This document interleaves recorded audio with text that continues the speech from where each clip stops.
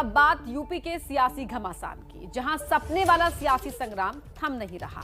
इस नई सियासी महाभारत की पटकथा में श्री कृष्ण बार बार आ रहे हैं, लेकिन सवाल यह है कि श्री कृष्ण का आशीर्वाद किसे मिलेगा।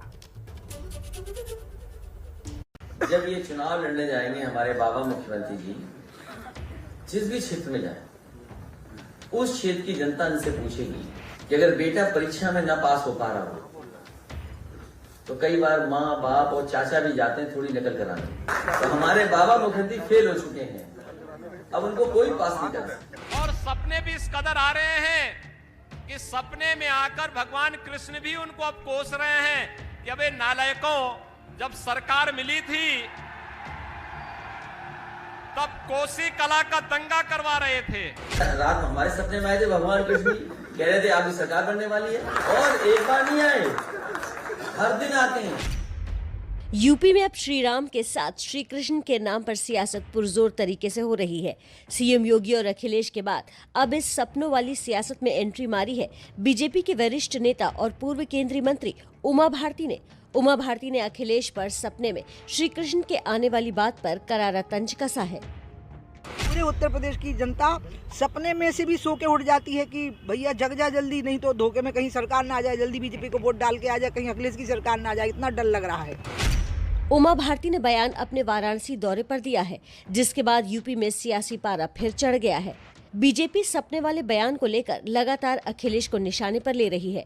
बीजेपी नेता शिव प्रसाद शुक्ला का दावा है कि अर्जुन की तरह ही उन्हें सीधे श्रीहरि ने यूपी के सियासी रण में उतरने का आदेश दिया है।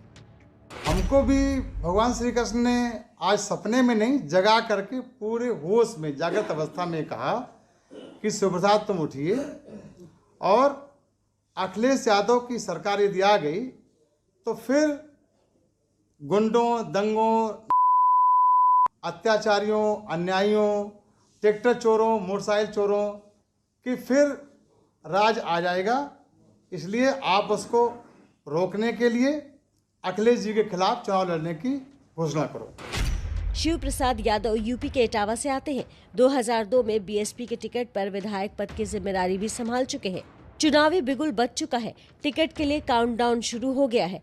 तो शिव प्रसाद ने आलाकमान को श्री कृष्ण के बहाने अपने टिकट की फाइल जुबानी तौर पर पहुंचा दी है। चुनाव में श्री कृष्ण के सपनों की एंट्री कराई थी बीजेपी सांसद हरनाथ सिंह ने। मुझे तो रात्रि को 2 बार स्वप्न आए, दोनों बार मुझे ऐसा लगा कि भगवान कृष्ण मुझसे कह रहे हैं कि मैं उनके और अपने राष्ट्रीय अध्यक्ष जी के बीच में मध्यस्थ बन करके उनका संदेश भेजूं कि वो मथुरा से चुनाव लड़े। इसके बाद श्री कृष्ण और सपनों के जरिए हर कोई श्री कृष्ण के रथ पर सवार होना चाहता है।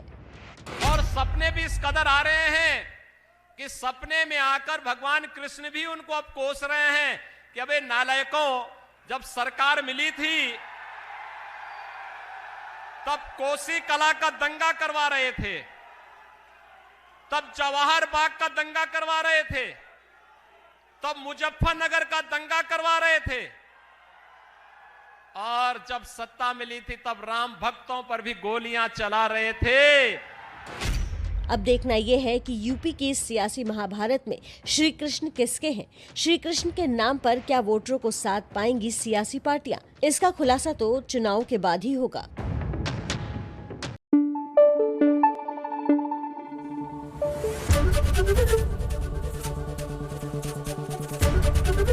एबीपी न्यूज आपको रखे आगे।